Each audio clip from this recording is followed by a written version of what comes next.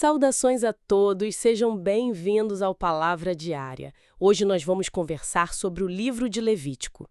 Bom, a gente acabou de ver Israel recebendo a lei lá no Sinai, né? E construindo o tabernáculo. Deus agora literalmente mora no meio do povo.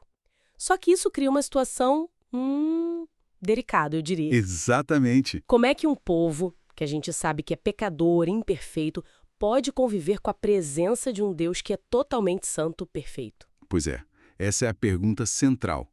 É aí que entra Levítico. Ele funciona como um guia, sabe, para essa convivência. Um manual de instruções, então? Isso. Porque a santidade de Deus é o ponto-chave. Ser santo significa ser separado, único, puro. E a presença dele, embora seja maravilhosa, é também perigosa para quem não está puro, para quem está em pecado. Levítico mostra o caminho que o próprio Deus criou para que Israel pudesse se aproximar dele com segurança. Entendi. E esse caminho começa com rituais bem detalhados, né? Os sacrifícios. O primeiro que o livro apresenta é a oferta queimada, o holocausto. O animal era totalmente consumido no altar. É uma imagem forte, né?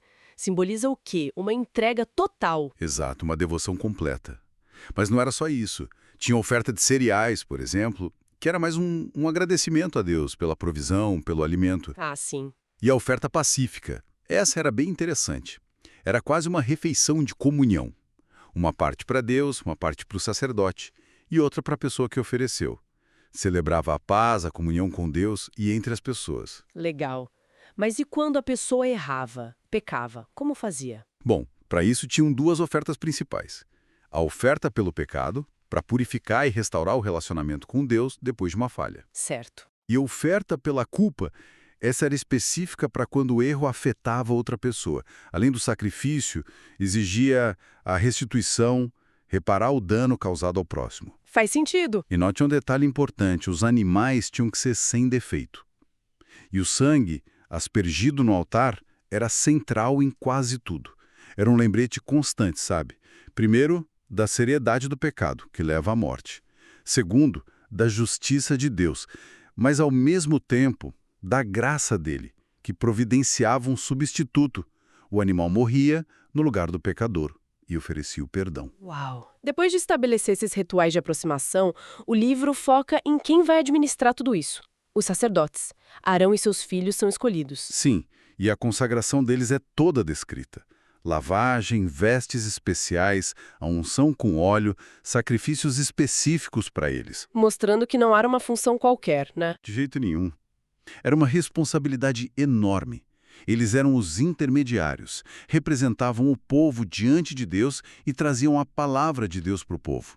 Exigia um nível de santidade muito alto. E tem aquela história trágica dos filhos de Arão, Nadab e Abiú. Pois é, um alerta bem severo. Eles ofereceram fogo estranho, algo que Deus não tinha ordenado, e foram consumidos na hora. Mostra que não se brinca ao se aproximar da santidade divina. Tem que ser do jeito de Deus. Entendi. Além dos sacrifícios e do sacerdócio, Levítico entra muito na questão da pureza, né? Leis sobre animais puros e impuros para comer, regras para depois do parto, sobre doenças de pele, fluxos corporais. Pra gente hoje, algumas dessas regras soam meio estranhas. Podem parecer, mas a chave é entender a lógica da época. A distinção puro e impuro não era necessariamente sobre higiene ou pecado moral, sabe? Tinha mais a ver com estar apto ritualmente falando para se aproximar da presença santa de Deus no tabernáculo. Ah, então era sobre adequação para estar perto do sagrado. Exatamente. Muitas coisas que causavam impureza estavam ligadas à mortalidade, doenças, contato com a morte, certos processos biológicos naturais. E a mortalidade é o oposto da santidade de Deus, que é vida plena. Essas leis ensinavam a Israel a discernir o sagrado do comum em todas as áreas da vida cotidiana. E essa santidade não ficava só no ritual, imagino. Tinha a ver com a vida prática também. Com certeza.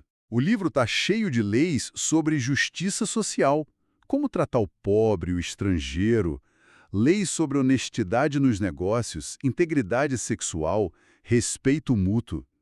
O chamado é muito claro, repetido várias vezes. Sejam santos, porque eu, o Senhor, o Deus de vocês, sou santo. A santidade de Deus tinha que refletir no caráter do povo. Falando em santidade e pecado, tem um capítulo que é central em Levítico, né? O dia da expiação, o capítulo 16. Ah, sim, o Yom Kippur, um dia importantíssimo, único no ano.